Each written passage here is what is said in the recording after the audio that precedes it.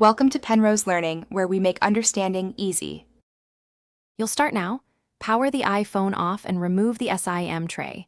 This prevents shorting. Once done, warm the lower edge for 6–10 seconds to loosen adhesive so the screen lifts easily. You'll use a P2 screwdriver to remove the two bottom screws, then a suction cup and a thin pick to create a small gap. Make small, controlled lifts to avoid tearing the display cables near the right side. With the bottom open, remove the battery bracket screws and disconnect the battery connector first to prevent power flow. Next, disconnect the 3 display cables and lift the display away. Keep screws organized by location. Once exposed, remove adhesive strips under the battery. Pull slowly, keep tension, or use a bit of isopropyl to loosen. Install the new OEM quality battery, seat the connector and press firmly. Reattach the display cables and make sure connections are flush before closing. Reassemble in reverse.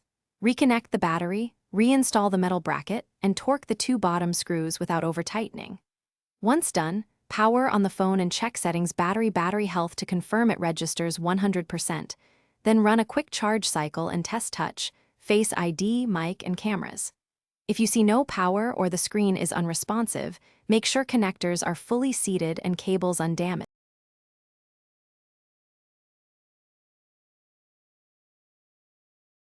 Thanks for watching. If this was helpful, leave a like and consider subscribing. See you next time.